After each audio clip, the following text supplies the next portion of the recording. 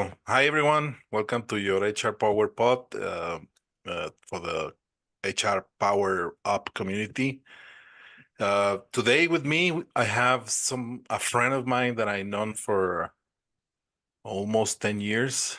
So he's the head of talent acquisition in Al-Futtaim. That's a proper way to say of the company. Al-Futtaim.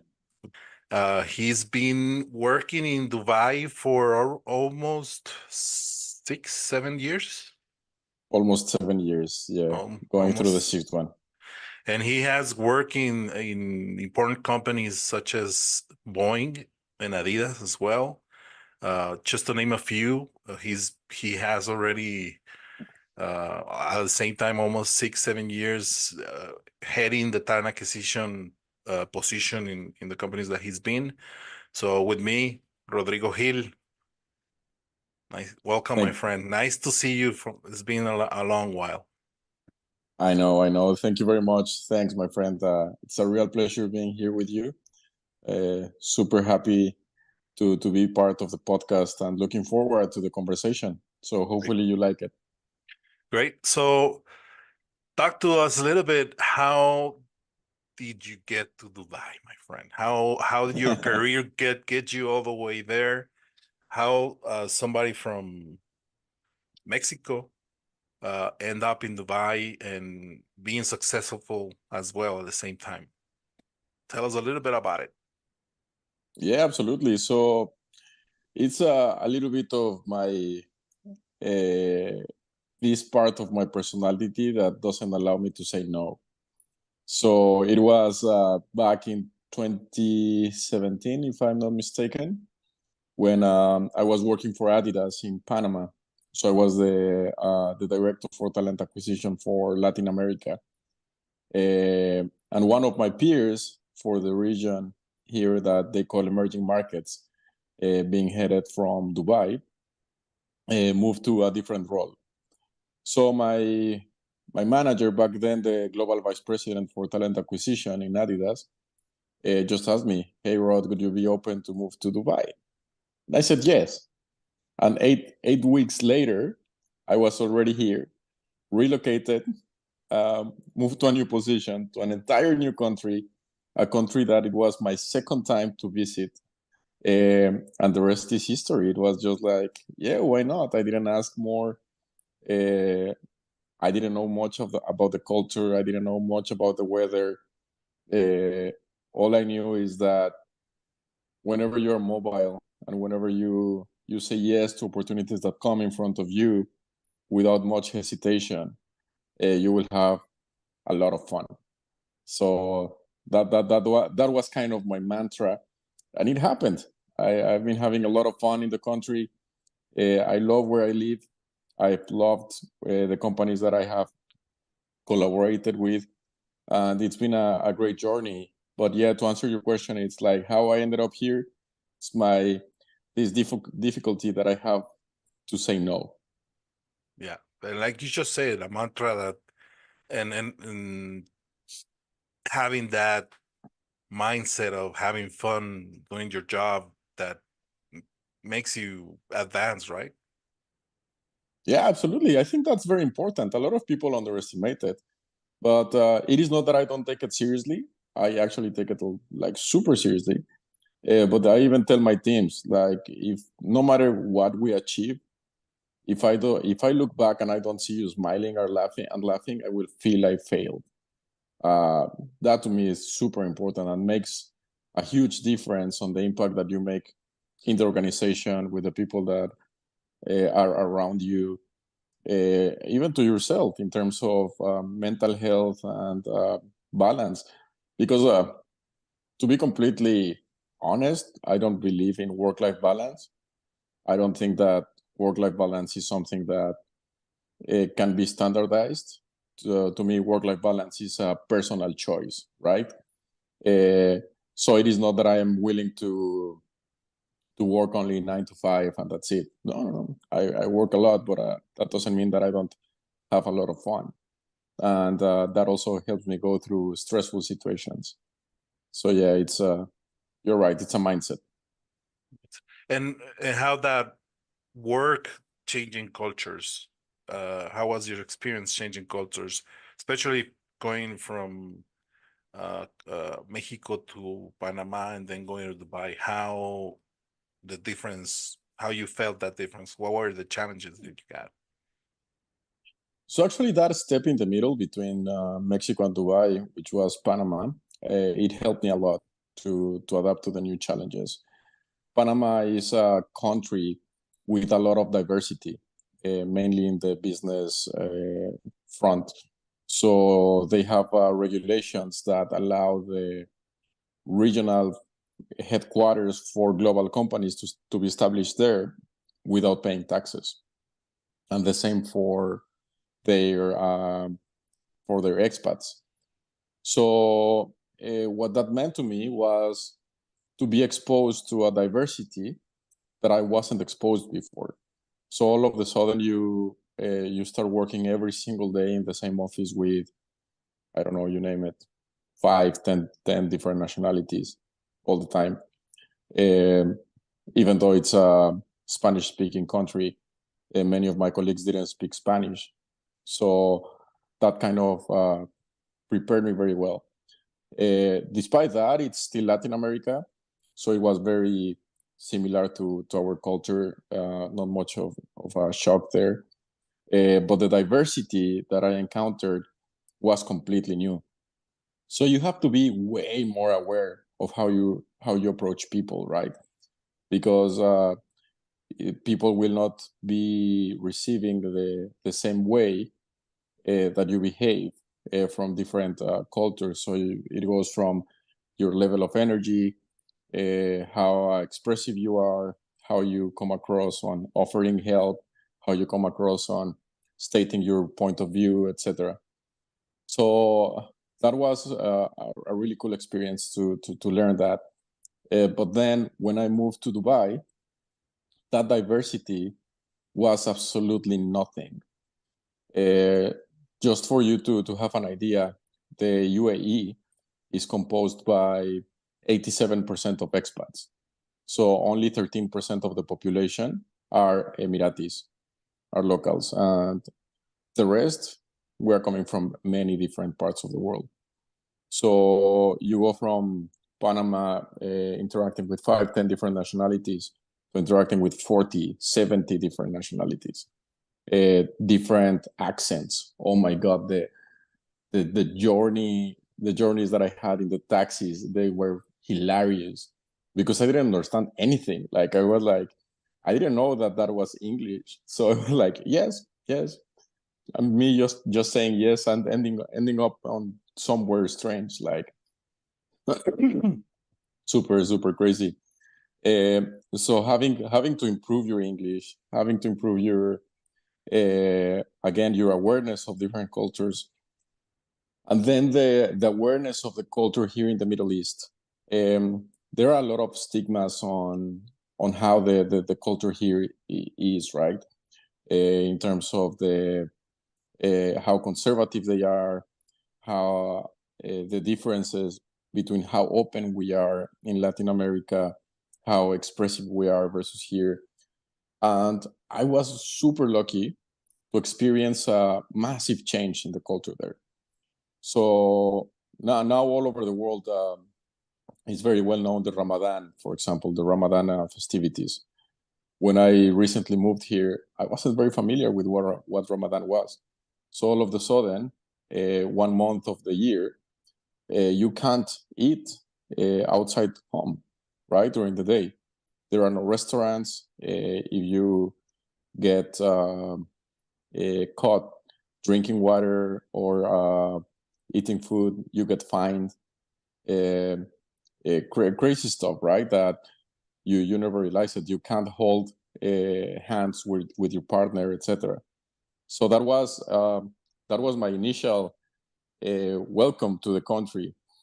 And the reason why I mentioned that I'm lucky enough to witness change is that last year, Ramadan, I didn't even feel it at all. So we went from that to being super smooth, like all restaurants operating. There are no fines anymore.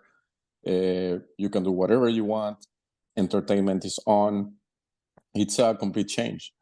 And I think the most interesting one was with Saudi Arabia. I've been lucky enough as well to be part of many different projects there during my time in Karim, which is an Uber company. We had the fortune of hiring the first female driver in the country, in Saudi Arabia. That's progress. That's like, wow. When you think about the hundreds of years that had to pass in order to reach to that point. And from there, the progress just continued. Now they have a vision that is called Vision 2030 to be an extremely progressive country. They started welcoming tourism, for example, and the first time I went there was no tourist visa at all. It was just business visa, and you had to apply for it with a very strict process, etc. So I can't say that it was a shock. Like, I didn't have any moments of saying, what in hell am I doing here? But it was such a great learning experience that I had to be super open to different ways of living. Does that make sense? Yeah, it is. It is. It's quite a story, man. I mean, it's, as I probably said, it's very challenging, like you just said, just because the way they were thinking to the way they are thinking right now, and you being an outsider with a different culture, something that the people in Latin America were very warm and a different mindset of things. I bet it was very difficult. So how was the recruiting there? How was do you recruit just from the country, or you, because I know you have a global role, but you attract people from other countries a lot to go to work to Dubai? Yeah, that's a great question, and the answer is yes. So just by the population in the country, again, 87% expats, right? So that's your market base. From those expats, until not long ago, they used to stay in average 3 years in the country. So the skills that you have in the country are not very mature skills. So you import the skills. The skills are here, they perform, they don't develop much in terms of they don't reach to a level of maturity of decades. And then they leave back to their countries. So that is how Dubai or the UAE used to be.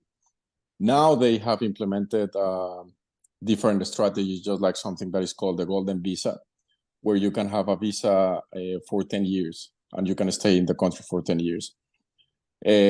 However, with that said, the country has been, it was formed only 51 years ago. So look at it from the perspective of the industries, right, where you operate, and the supply and demand of talent. You will have no industry with more than 50 years in the country at all. And most of them have no more than 20 years in the country. From there, you go with how many actually have developed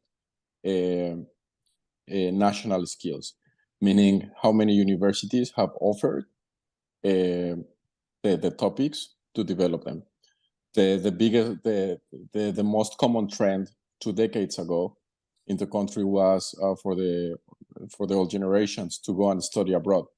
So they used to leave and go to the US, go to Europe, the local population, and probably come back to the country, probably stay abroad. So with those demographics, the companies are completely obliged and they are forced to recruit from abroad, from outside. Depending on the type of industry where you are, I would say the average is 30 to 50% of the total hires coming from outside, from very different parts of the world. That's super high. high. So that's complete also a challenge, and also it's affecting the budget, isn't it? So that's another really good point. The way compensation works in the UAE is in two aspects. You have your basic salary, and then you have your allowances. And allowances, let's call it consolidated allowances. You have housing, transportation, etc., etc., which is like most of the expat packages in other companies. However, here all of them are treated like that. So every person in the country will have those two components at least. And then no matter where you are hired from, even if you were in the country, most of the companies offer, for example, a round trip, and a yearly round trip to back home as part of your compensation. So that compensation is set and fixed for almost everyone. Where you spend more is on the relocation package, which, depending on the company, might be quite significant. And some others, the practice that they do is they just pay you a specific amount of money, and you do whatever you want with it. You can you can rent a container, you can buy new furniture, whatever. But in reality, in the budget of paying them their annual salary, it's exactly the same. And the reason why it's the same as well is because we are a tax-free country. So there is no income tax.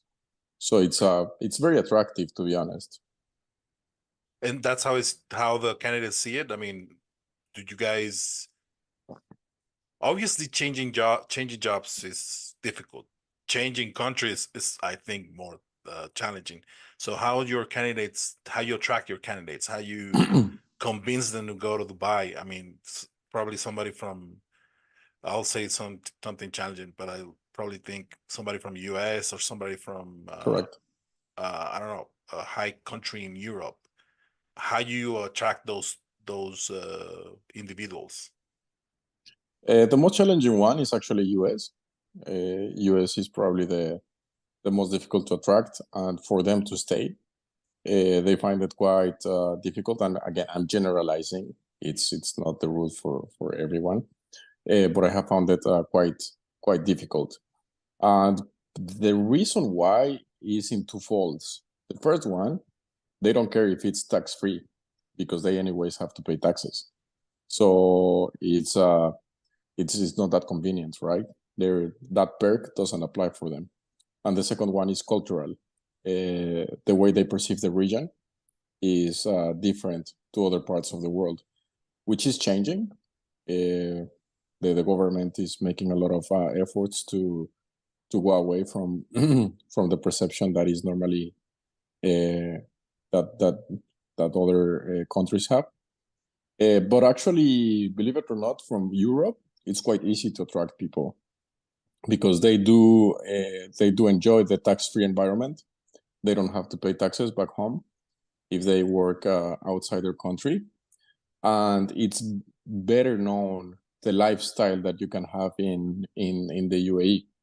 Actually, after India and Philippines, I think the third most prominent, the third most common nationality is the UK. Here in the UAE. So people really enjoy here. Like, the weather is amazing.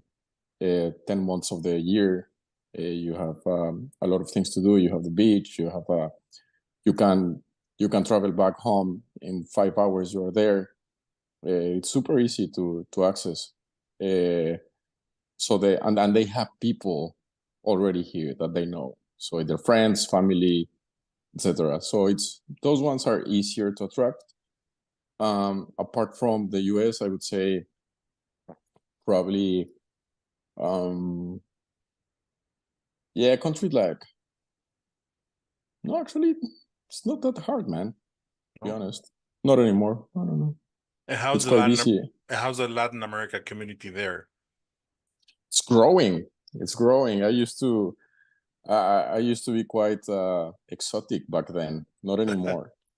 And I hate it, man. It doesn't work anymore. I used to know about a Mexican friend of a friend working in a company that I don't know. And now, for sure, I know about a Mexican in my same department. A lot of Brazilians. Brazilians love coming here. And I would say probably the country that is more difficult to attract from Latin America is Argentina.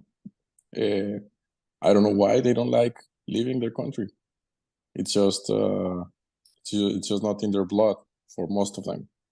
Yeah, So that's probably, and that's probably changing in this what's going on with the country and all the difficulties that they're having right now. I have met this past year a lot of people from Argentina who are actually living now in Mexico, but still, I think for them changing culture like that completely changed because probably going to Mexico is easier than going to Dubai, right? So agree. And you have to take a look to the industries, right? Where so you have a lot of people from Brazil because they have private practice in oil industry, for example. So it's easy for the industries in the country to find talent from there. But the industries in Argentina, they don't have a lot of match with the industries here.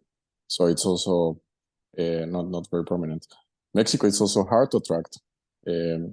We don't feel very comfortable living home normally. Though we're very well known to be good engineers.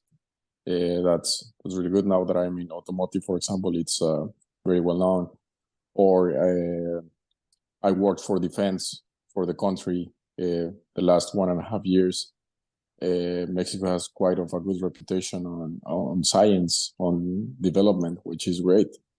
And they were always open to receive talent from Latin America. Estás en el podcast de HR Power Up. Nuestro invitado de hoy, Rodrigo Gil. No olvides suscribirte a nuestra comunidad en nas.io HR Power Up. Right. And how you see the current state of recruiting in there, and how you perceive what's going on in the world with a lot of companies being cautious about investing or spending their budgets. And I don't know if you've seen, but the recruiting space right now it's kind of quiet and it's been very cautious about hiring people. So how things are going there? I don't think that's the case here because Dubai and the country in general is going through I could call it a bubble. So you just notice that in the level of traffic that you have here, the traffic is just increasing and increasing. It's crazy. So you have a lot of people coming over to stay. The rents are increasing. The companies are still growing. So, and you have a lot of people coming to the UAE that are going to work for Saudi. And Saudi is right now the place to be. It's extremely important for the growth of the world in general. So you're finding offers that will double your salary just to go to Saudi, triple your salary, and they will pay for everything. So I don't think that pause in hiring necessarily applies here. And also we don't have a strong software tech community and companies. So that part of the software layoffs and tech layoffs, I think happen more in Europe and in the USA. With that said, we are not a very sophisticated talent acquisition region at all. So what I mean by that is that the practices that we have in talent acquisition are not the best.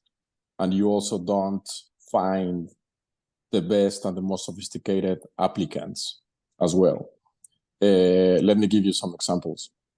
Whenever you post a requisition here in the region, be it the GCC countries, Saudi Arabia, UAE, Kuwait, Bahrain, those countries, you receive around 800 applicants in one day, in one single day. Out of those 800 applicants, probably 1% will be relevant. So you have recruiters going through hundreds, thousands of applications that are not relevant. Then if you want to do headhunting in the countries or in the region is not very easy because people don't update their profiles very well. And giving you again the example of Saudi right now, I have a very important project opening there, and if you don't call Saudis from a Saudi number, chances are that they are not going to pick the call, for example, which is quite crazy. So the numbers are there. We are recruiting a lot. We have the offers to be competitive. We are getting there in terms of being attractive to anyone in the world.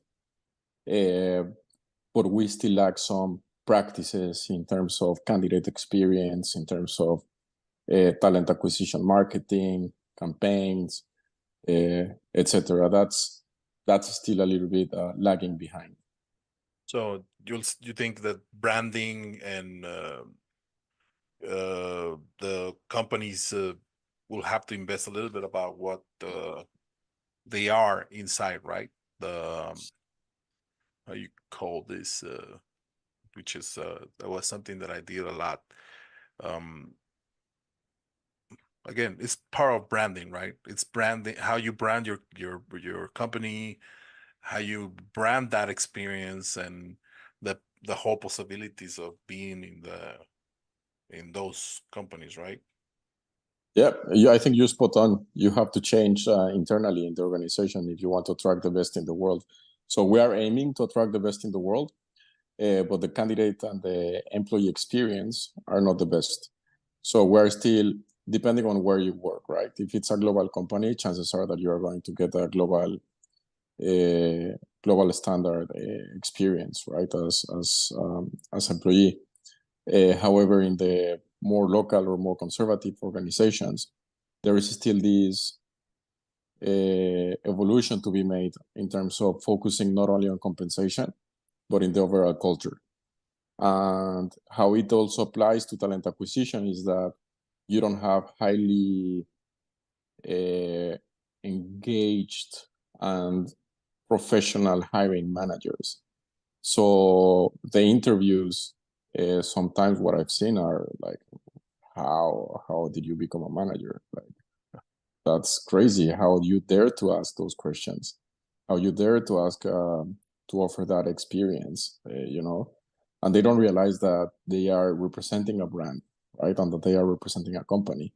So yeah, absolutely. We still have some room for improvement there, but it's what I've seen is that companies are now willing and are starting to realize that it's necessary if they want the best in the world. Yeah, and the word that I was trying to say is reputation, the reputation they Reputation. have. Yeah. So it's part of the brand, and that's how you sell the company to prospects or even clients, I might say, because some clients do actually look at what you're doing inside, right? Absolutely. So it's the way I love candidate experience. In general experience, I'm a big fan of it, and I think that if you improve it, you can improve a lot of aspects, including your process. And once I was designing an a candidate experience survey, and one of the questions was, how likely is it for you to change your consumer behavior in our brands based on your candidate experience? You know what I mean? Yeah. So how likely is it for you to buy less or more from us based on your candidate experience? 70% of the applicants responded highly likely. for them to buy less or more based on their candidate experience. That year, we had 1.2 million applicants. Just imagine, if you convert that into money value, it's massive, massive. But I do think that it's our responsibility as HR professionals to start coming to the business and to the business leaders with real arguments, with real reasons on why it's important to take care of the reputation and how it will affect your business. Data needs to be there. To me, it's enough of seeing HR or like the birthday cake organizer, right? No, man. Like we need to professionalize ourselves. We need to bring data. We need to understand how we are going to make the company successful in the marketplace, what role we play, and how we convince the organization to invest on improving the human resources practices. And you just also hit another hot topic, which is something that we need to do. We do talk a lot about HR being sitting on the table and having not just an opinion, but information that will bring to the whole organization value, and it will help being more productive. And like you just said, HR is part of it. Doesn't need it at this time. They don't have to be looking for a place on the table. At this time they have to have it, right? And they have to have the information that will add value to the business for them to be more efficient and improve their numbers, and that's affecting the business and being that's being an influential for the company, right? And again, you will affect value a lot. Correct. by Yeah. mentioning that, right? Having an opinion, uh talking about what it is grow, because people will grow the company and they will be more productive if they're happy about it, about brand, about the environment. um and like you just said at the beginning, you have to be happy what you're doing, right? Yeah, absolutely. And now I think that it's our task and our duty to put a number to that, right? We all need to measure what makes a company successful in whatever environment they operate. And if we as HR, we are not capable of articulating what is the value at the end with real KPIs and with real indicators of how we are going to prove that commercial or expansion or whatever metric it is, through engagement, through whatever, we are not doing our job. Because at the end, as Dave Woolrich says, our job is not to make people happy. Our job is not to improve engagement. Our job is to help the organization win in the marketplace. But if not even us understand how we can do it, we're failing. Yeah. And KPIs, the information is a tool for us to talk to those stakeholders, because Absolutely. you just said it. Those stakeholders need to be that flag for the company that talk about experience and a little bit about what they can accomplish to their troops, right? Absolutely. And that will be you just said. I mean, again, be there in the market and in the segment that you are, and be attractive. Correct. Perfect. So how you see recruiting? You just mentioned how recruiting is in that part of the world that you are, but how you see the recruiting now with all the tools being customized with AI, and how you see AI helping recruiting? What's your opinion on that? I think it's a great tool for us to become way faster, which is awesome. And if we are not talking about being faster or bringing better quality of talent, we are not understanding what the business wants. So by adopting these type of tools in the right way, we can hit one of those, which is recruiting faster. There are hundreds of tools coming to the market every single day. I receive 20 emails introducing new tools every day, and bad on me that sometimes I ignore all of them because we have to be aware of what. For example, the CV stack ranking tool, that's a no-brainer for the region. That's a no-brainer for any organization that hires high volumes, right? That will give you way more time to be invested in other productive things than just ranking CVs. Video interviews with AI, that's amazing. And the AI component is not on the video. I think that's still a little bit unethical. We're talking from the AI perspective. I think they still need to gather much more information from the world to have an AI effective tool for video. But when you record it, there is a tool that's called HireView. They change what you say to text. They compare it to a high performing population for the same position across the globe, and they compare the order of the words and what words they use for specific answers to specific questions, and they can scientifically predict the level of success that they might have, and that helps you to identify the top candidates that you are going to present. And then the fact that they recorded their answers gives the ability to the hiring manager to do something as stupid as put it at 1.5x speed, so you don't spend a lot of time interviewing, etc. So when you implement that, you can reduce up to 40% the speed of hiring. You can improve it a lot. That's really cool. And then the most fascinating for me is generative AI. The content that you can have in generative AI is just mind-blowing, man. From simple stuff like writing relevant job descriptions from ChatGPT by using the right phrases, to crafting super targeted messages to the most difficult to attract candidate at the right time, etc. That's really cool. Generative AI, I have no clue where it's going to take us, but I think it's a must for us to become faster and recruit better. And whoever is not embedding them into their processes, they are staying behind. So, and that's what's coming this Absolutely. today. I mean, it's already above us, right? Yep. So Yeah, I agree.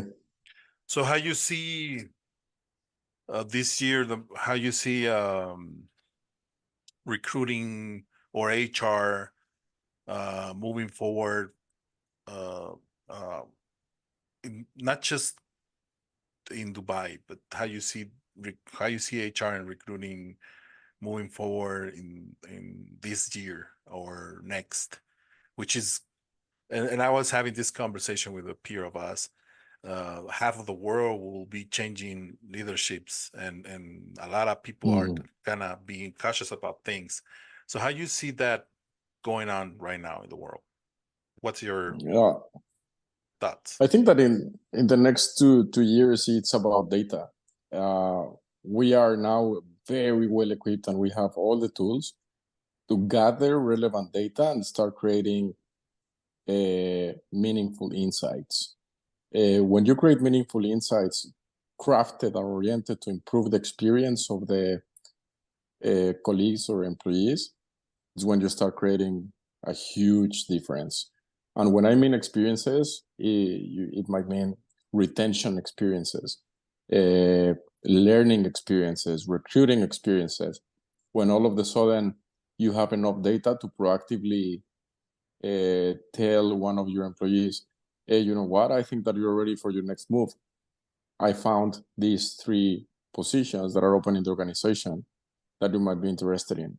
Why don't you take a look at it? Or retention in terms of, hey, I don't know, whatever data says, if you, I don't know what the message would be, but if you can suggest an intervention proactively before this manager, this employee comes with an offer from another employer, that's amazing.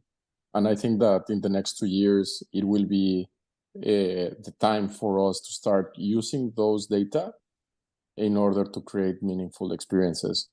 And the reason why I say that is because only till 2 years ago or so, I started seeing the big HR consultancies and the big consultants of the world, like the Korn Ferry, the Towers Watson, etc., becoming way more agile. And now they don't offer you data that is not relevant anymore. They used to offer you salary data that was 1 year behind, which makes no sense anymore, right? So even they are accelerating their pace.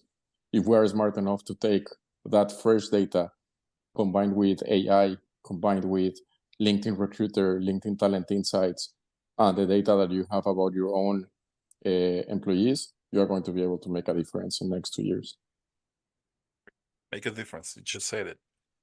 So, man, before we go, I asked this question to most of the people.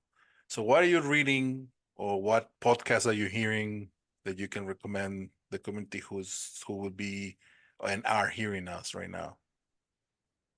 Man, I'm quite weird on that. First of all, I stopped reading like many years ago. Bad on me. I don't recommend it to anyone. And I don't listen to a specific podcast except yours, man. I'm a big fan. Thanks, my friend. But what I do is sometimes on the weekends of after work, I just turn on YouTube. I select a topic, you name the topic, whatever, retention, whatever topic on HR, or for the matter, any topic of the world. And I start going deep and deeper and deeper and deeper. And every time you select a better video, a better 5 minutes video to watch, you start getting way more relevant information. And it's not only from one author, it's from diversity of sources. And you start discriminating which one is relevant or better or not. And all of a sudden, give yourself 3 days of doing that exercise, 3 hours a day, and you end up with a lot of knowledge, like a lot of knowledge. And I recently did my master's in HR, and I was so frustrated because they were asking me to do my research and my papers based on books from the 80s. And I was like, dude, the same author is giving me way more accurate information in today's world through these videos. How can you refute that? It's like, no, it's not valid. God, so frustrating. Just read the books and put the answer that you say in 50 years ago. Exactly, correct. Don't make a Correct. revolution about it. People will hear you. They will hear you that you're looking at YouTube and you're improving. Yes, exactly. But yeah, that's how I do it. It's no secret. And also when I go out running or walking or in the desert, just any podcast, and I let it run, and it changes all the time. And at the end, you become an expert by doing that. It's about the time that you invest on a specific topic and a specific learning theme, and just be passionate about it. Spend good amount of hours, and be open to learn from different sources. Great.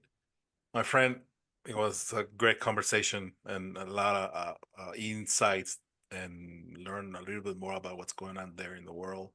We have a time difference right now. That's why you're what you are, and me what I am. Uh, hope we met soon, man. And we if not, hope we have another call and be able to talk more about this topic that we are passionate about it. I'd like to thank you, and I don't know if you want to say some words to the people who are listening or seeing this podcast soon. Yeah, no, thank you very much. Thanks for having me. It was a great pleasure. And hope you continue creating this type of content. Learning from peers in the industries in the world is amazing. And I think that the task that you embarked on has a lot of value. So I just wanted to thank you for that.